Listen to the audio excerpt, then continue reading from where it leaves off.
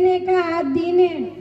आई मैंने सारे काम तो पहले ही कर लिए। मैं भी कब से इसी दिन का इंतजार कर रही थी। हम सबका इंतजार पूरा हुआ।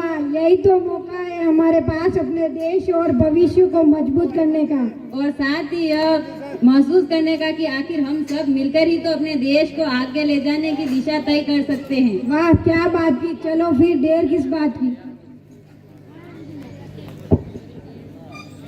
राम राम काकी। तैयार हो जाइए वोट देने के लिए।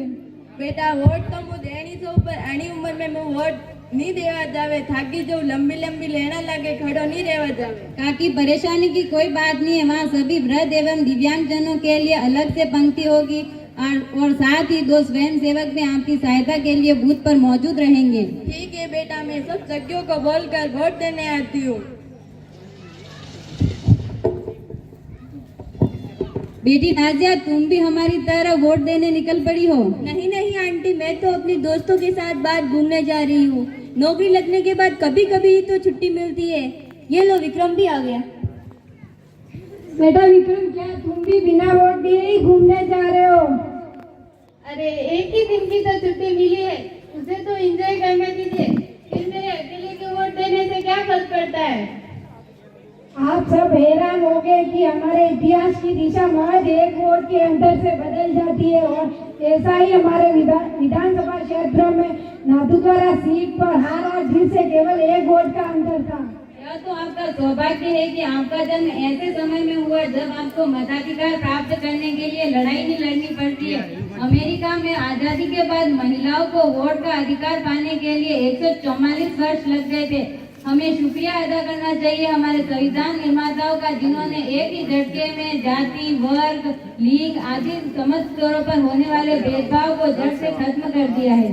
आप सब लोग सही कह रहे हैं। अब मैं बिना वोट के कहीं पर भी घूमने नहीं जाऊंगी। Thank you uncle and aunty, आपने इतनी महत्वपूर्ण जिम्मेदारी ना निभाने से आपने मुझे बचा लिया। अब मैं हमेशा वोट दूंगा और इसकी शुरुआत अभी से।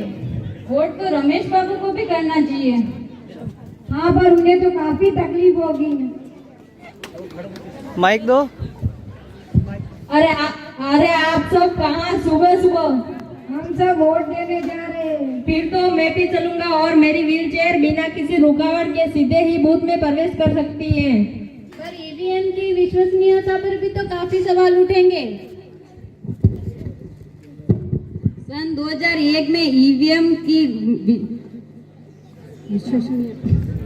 विश्वसनीयता पर कई सवाल उठे थे।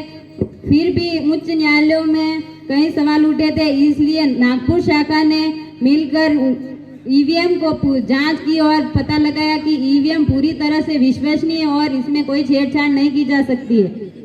माननीय कर्नाटक हाईकोर्ट ने भी टिप्पणी की कि ईवीएम हमारे देश की महान उपलब्धि एवं महान गौरव है। और वीवीपैट को वोटिंग मशीन से जोड़ दिया जाता है और इसमें मतदान प्राप्त करने वाले मतदाता नाम, प्रत्याशी का नाम, क्रम संख्या एवं चुनाव चिन्ह के साथ हमें 7 सेकंड तक वह पर्ची दिखाई जाती है और फिर यह पर्ची वीवीपैट के निचले हिस्से में चली जाती है।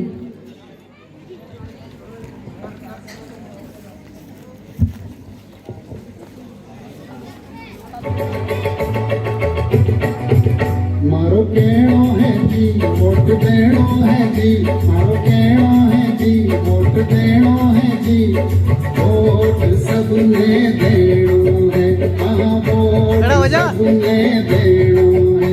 मारो कहणो है जी वोट देणो है जी, वोट सबने देणो है, हाँ वोट सबने देणो है।